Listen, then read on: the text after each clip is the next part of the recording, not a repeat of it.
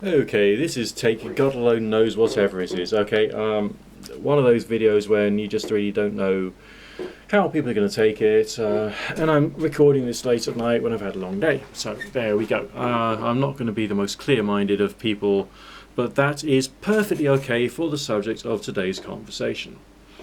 On another note, America, what on earth are you playing at? Seriously. Okay, end of political debate and discussion for the moment. So, what is true?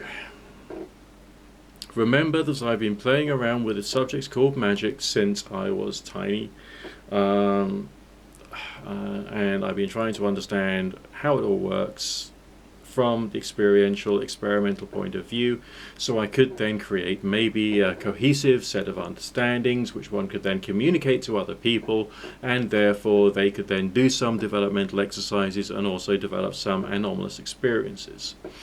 One of the many reasons why I rail against the words magic works is because it's not an appropriate use of language, and I think it communicates the fact that people are suggesting that they have control over the whole universe, when of course they obviously don't. But I think it is important that people do develop the anomalous experiences which lead them to question certain aspects of reality, so that we could think about other things which could be done with the alleged force that we're talking about. Point number one, Alphonse Louis Constant was right about one major thing. There is an astral light thing going on. It's an actual true spiritual thing. The astral light is real. Okay, how it works and how it operates, I think there will always be debate and discussion about that.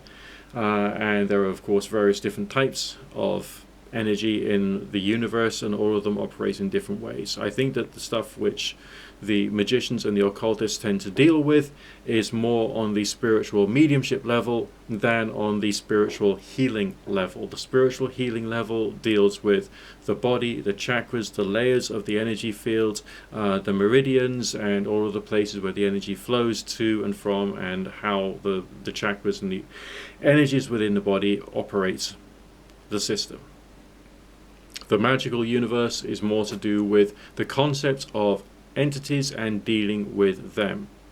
I would regard the subject of astral projection, as described by Sylvan Muldoon and Hereward Carrington, almost as a separate but more important subject.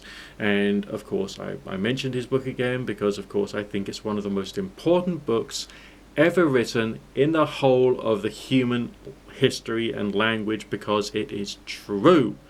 And going through that book and studying it like a lunatic and treating that as your Bible for a period of about 2 years will, in many cases, yield a full-blown conscious astral exteriorization. Not just the kind of like semi-mediumship level which many people talk about, this kind of like semi-psychic reading level that many people talk about. That's not astral projection. That's shifting your consciousness through bioplasm and moving bioplasm around. It has some positive effects, and it does operate to a certain extent as a bridge between you as a conscious physical entity and the spiritual world. It is true. But I think it's a different discipline, and it operates differently. The exercises that one needs to do, and one needs to master, and one needs to play with, and one needs to make as one's lifestyle. Number one, mindfulness. Number two, the chakra openings. Number three, the body scan. Alright? These three things are pretty much the most important things for basic development. But it's the ascension, meditation, or the rising of the planes, which is what opens you up to develop in the spiritual world.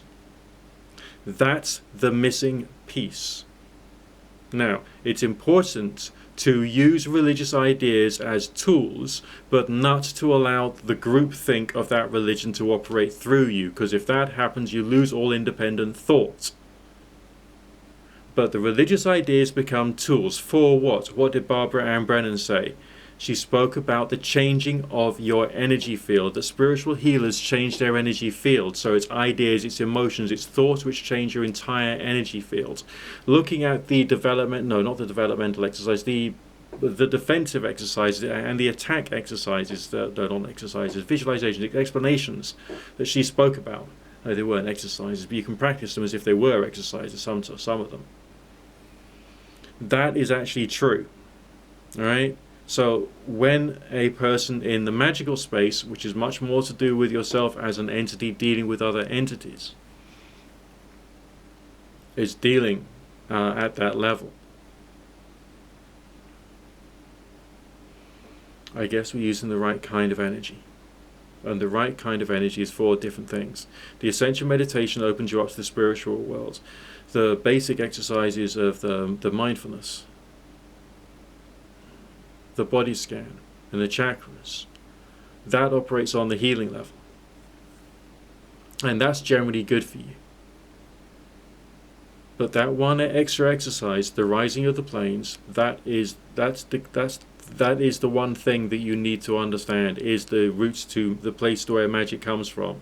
Yes, it will create vertigo states of mind when you're practicing it. It can be unpleasant, but you have to learn how to push beyond that. And as you carry on doing it for a period of time, you won't be able to keep it up forever, because none of us can in the 21st century. But when you do more of it, you will start to get more things like visions of guides. You will get dreams of guides, and you'll be able to tell that it is real because of how it looks.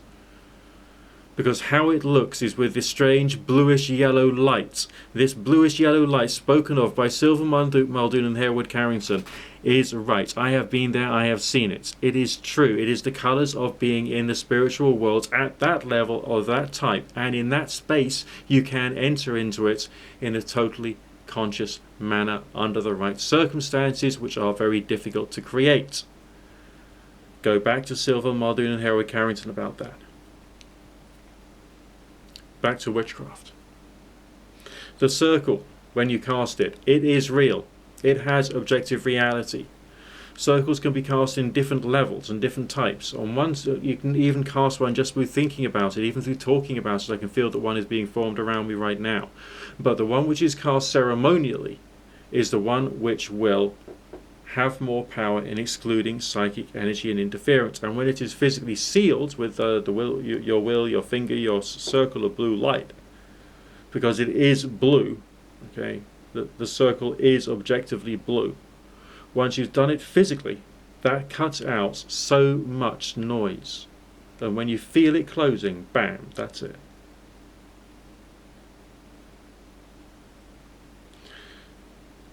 We can say that the circle's properties is that it excludes a lot of psychic interference from the outside. That's its principal function. I don't believe it stops entities from walking in and walking out. I don't believe it has that power. Different people have loaded it with different associations. Different people ritually do this. There are people who in psychic defense visualize themselves as being inside a nuclear bunker, which has a layer of timber on the outside of it, so that if someone fires with arrows, they'll get stuck in the timber. And the nuclear bunker stops radiation. On the outside, it's got a mirror reflection so that lasers will bounce off it, and these people are creating these like strong visualizations in the mind's eye. It is probable that as you make the circle stronger with your visualizations and with your associations, that it does become stronger. It exists there as a result of intention held in place by ceremony. The purpose of the ceremony is to hold your intention upon it, and to make sure that you have on a primitive level of your being, of your belief, some kind of sense that it is genuinely there. The higher beings do exist, objectively. Yes, I'm talking about angels and I'm talking about gods. And goddesses, of course. And those undecided. Whatever. You know. They are there. It is and does appear to be the case that they communicate to you through the energy that they can reach. They can reach finer energy. Finer energy is in your energy field, therefore they communicate to you through your aura. Therefore the state of mindfulness is necessary to hear the messages of that which is outside when you are inside the body. When you're outside of the body itself, you can communicate with those at that specific level that you have projected into.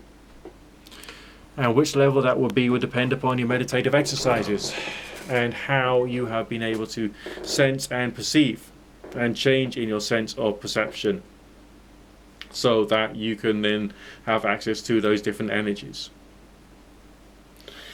For those who are doing radionic type stuff and trying to send remedies to people, you have to be able to perceive to the right level whereby your energy field can get the information to send it, I think. I could be wrong there. No, I don't believe that the runic letters have their own power. I have seen no evidence of that whatsoever. But there is a sense that their shape contains within it some variety of theme or concept with which the human mind can latch onto. There are no objective demons. There is dead or gone energy, which likes to try and gather together in blobs, like a king rat sort of thing, so that it can try and affect consciousness. And its main job is to make you feel slow and sluggish and bad, and make you make bad decisions. Alright, that's its main function. It's probably the dead or gone energy is possibly where we get the mythology of mischievous spirits, because of the way in which it affects the energy field of a practitioner. Okay.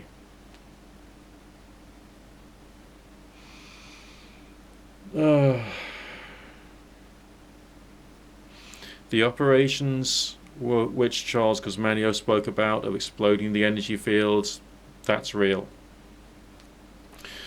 Consciousness affects consciousness more than it will affect the physical world. That's why these the low-level magic which I did in the old days could actually work and could actually operate. I mean, I did spiritual healing on people. I also did some thought transference stuff, and that was fun. But that was thought being transferred. That was not changing a person's life by the power of magic. You know what I mean? The energy of causal reality is different. There's another specific energy, another sense of perception which you need in order to try and manipulate causal reality. I'm still trying to understand that. Yes, there is a radionic component, there is a direct scalar component too, but there's at least 2 or 3 other layers associated with it which I'm still trying to get my head around, and I don't think I'll be able to communicate them accurately in plain English, but you can roughly explain them as being colors or different levels of perception around a point. It's difficult to put into words.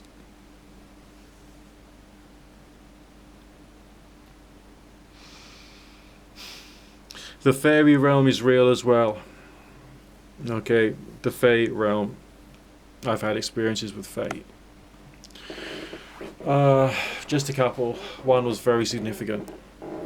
But, there's something going on there. How and why all of these different worlds and different forms of energy could possibly interact and interconnect and coexist, and also there being a physical reality as well, is too complicated for me to understand. And why on earth would it be on this one particular planet? I really don't know, considering where this planet came from and how it came into being, and why on earth, I just don't know. Obviously the mythology is about the fairies is wrong, because essentially, the Iron Age hill forts were in fact Iron Age enclosures for the animals. We know that they're not actually fairy forests. They're not owned by fairies, and if you believe too much into the superstition, you'll end up doing what some weird people have done, and it gets complicated. That's all I'll say about that. Okay. There's strange stories out there of strange people who believe things about fairies and made some very silly mistakes, very, very silly mistakes, because they believed in the fairy lore too much, and they didn't actually think about what it means to be a conscious person interacting in the whole ebb and flow and dynamic of energy. Because magic is not, the ceremonial, spiritual type stuff that we're talking about here, the energy work stuff we're talking about here, it's an ebb and flow. It's not like you're a great magician if you control the universe. No, it's not that. It's an ebb and flow of different levels of energy and reality and consciousness, and the part of the process of going through dealing with it is you come face to face with the shape of your own aura, your own energy field, and you see where there's things which are overblown and things which are underworked and things which need work upon, and you start to change so that you focus your magic, so to speak, upon the building and the healing of the energetic system that is you, and that's kind of like where it takes you. and that's good. All right. Now, if it takes you in a bad place, then you're one of these mad people who just like glower at people and say it works, and then hey presto, like they don't actually do anything with their life and they go steadily bonkers and probably get locked up somewhere. They don't want to be one of those people. No, no, you don't. You seriously don't. Okay, jeepers creepers. Right. Places of worship definitely have much more of a certain particular type of energy in them. This goes for all places of worship of all denominations and all faiths. Alright, I'm talking about fixed buildings here. I'm not just talking about suddenly when you cast your Wiccan circle in the woods. I mean, I think that there is a different ceremonial energy there because you're doing it for a religious intention. And because of that, then there's another energy which will appear, which will have some variety of healing benefit and effects, and you will probably be able to feel it. The Toronto blessing, the whole falling down blessing thing, that's real. 100% experienced that, 100% true. What it can do, still don't know. I still don't know. But that energy is around. There's that energy is around, and when you learn how to feel it, and you can feel it, it's weird. All right. I don't understand how all these worlds interact and interconnect with this one, or why. This is a point of frustration for me. Oh, God. Yeah, and piety is important, and seasonal celebration is important too. These things help to get your energy field in alignment. It's important.